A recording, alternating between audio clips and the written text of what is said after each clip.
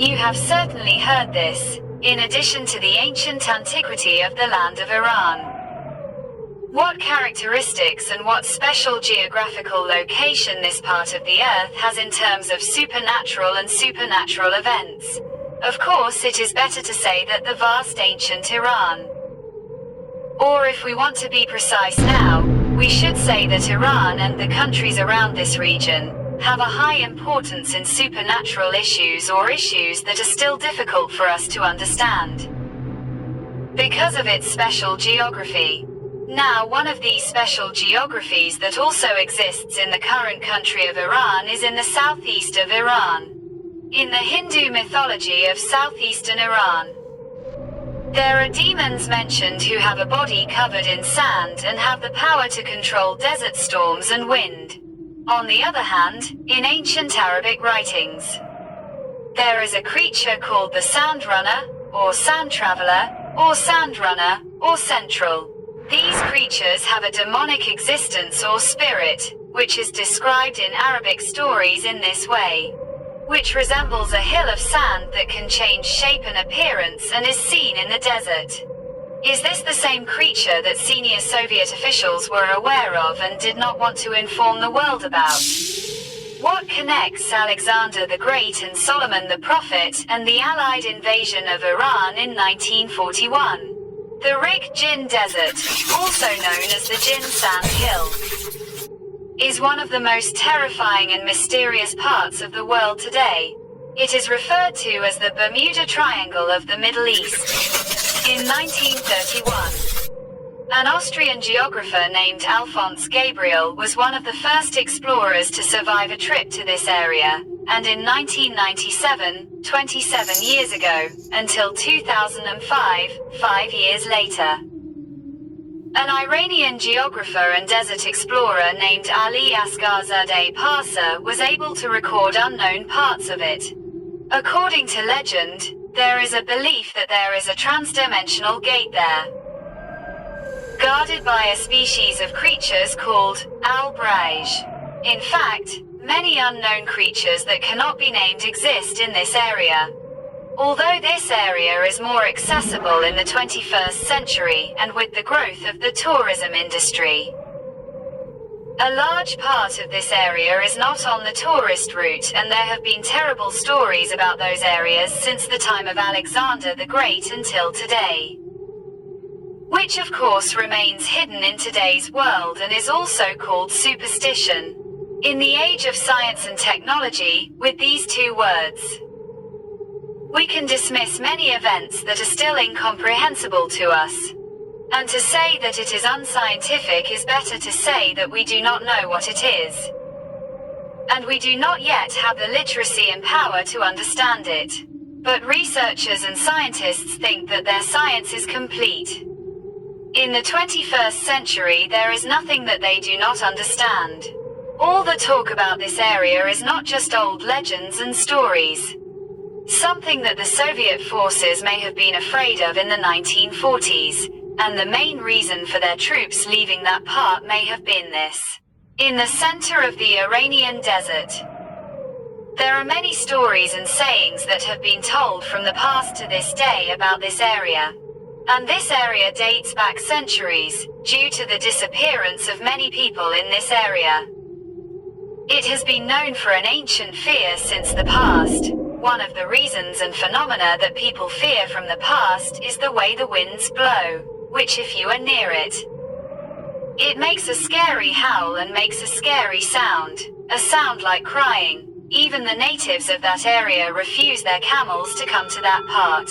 And even if they want to force them to go to that part, those animals never take a step, until they are led in the opposite direction of that part.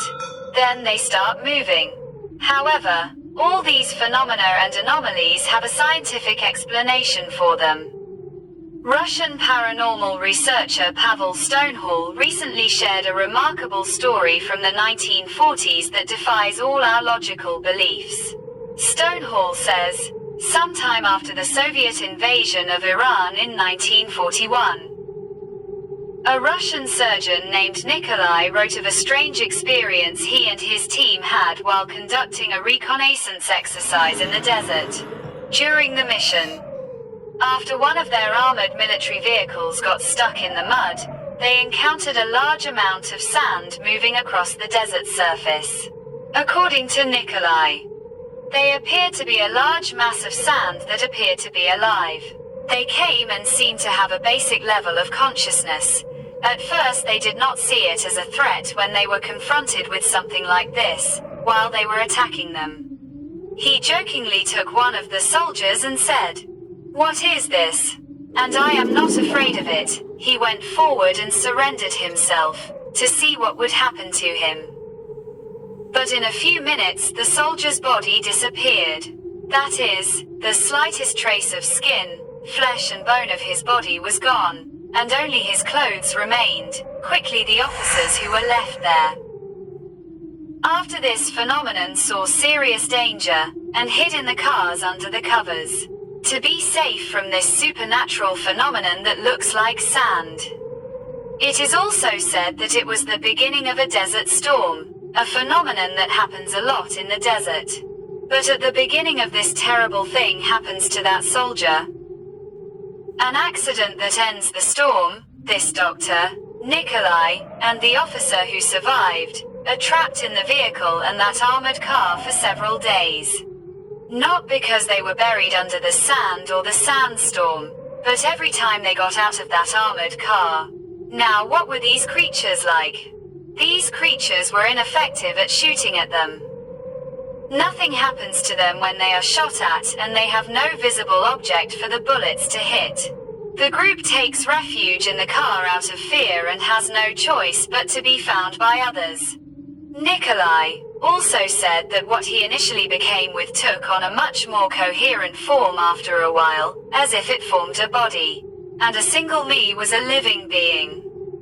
Not a bit of sand or a bit of particles that were just blown around by the wind, or just created by a storm. To say that this happened, these are important points that will come up soon. We will continue to examine them.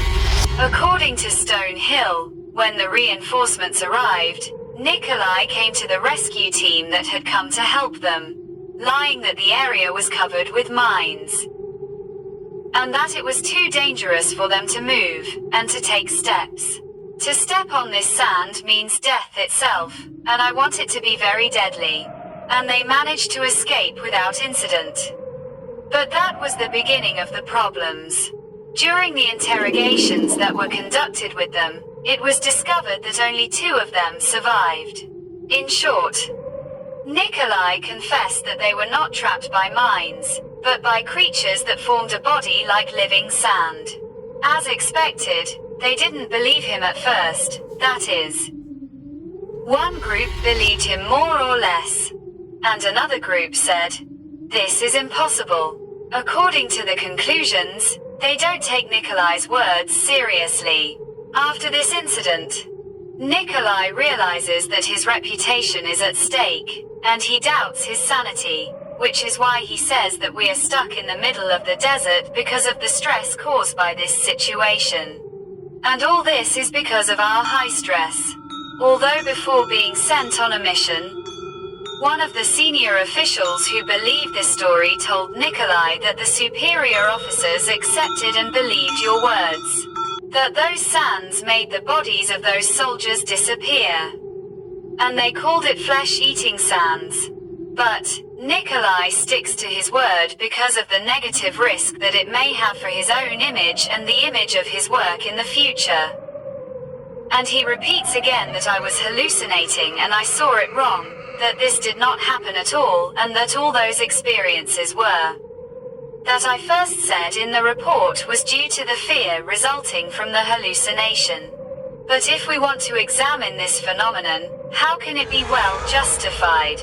According to many sayings, from the types of jinn in past legends to the current events and strange phenomena that have occurred in this area of Rig Jenin, it can be guessed what creatures those forces are surrounded by. But it was declared unknown in the files.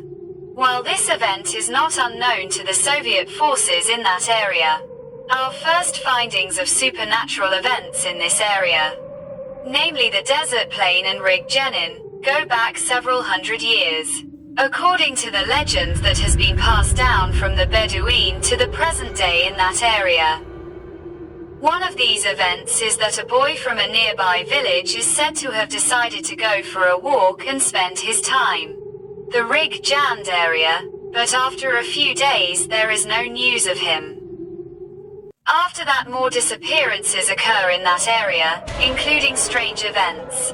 Camels also disappear. The camels of the people of that area who went there would return. And according to local beliefs, the people there all avoided this area, that the jinn would not catch them. There is another theory, which says that in this area there is a very advanced technology and an advanced system there, not a supernatural phenomenon. It may seem strange, according to people's belief. There is a gate in the center of the Rig Jan that we can be transported to higher and higher places, and those who found this gate achieved real wealth.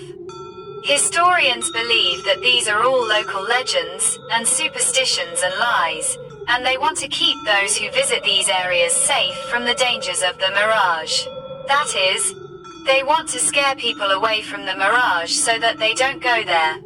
But others believe that this area is enchanted, and that the sands there and the soil there that produce supernatural events are enchanted. According to past legends, it is said that the carpet of Solomon, with which he traveled to places in a few seconds, used the soil of this same region of Rig in its fibers. I emphasize that I am defining different beliefs. Other sayings indicate that during the Achaemenid period, they took the sand and soil of this region, which they say has properties, to one of the cities of Iran called Kashan, to build a very important, large garden with it. They wanted to build that building with that soil. They said that the sand, soil, and materials that are there, that is, the soil that they brought from the Jinn sand, will be cultivated. They will produce silk that can provide such a flying carpet for Solomon. And the weaving of this carpet will take 10 years. However, when Alexander invaded Iran, when he learned about the properties of these fibers, where he prepared this carpet, he completely banned the weaving of carpets with fibers, that's silk, and prevented the weaving of these fibers and such carpets by Iranians. Even if all these words are lies and coincidences. But all these words could very well be related to the events that happened to the Soviet forces in the Jinn sand area, that they have attacked, and the words of Nikolai, or that creature that has attacked them, that technology exists that can overcome gravity, that is, not on the ground and suspended in the air. Although it seems that our ancestors, humans, are technology that has been forgotten over time. But we will never be able to create such things, or achieve such technologies as our ancestors.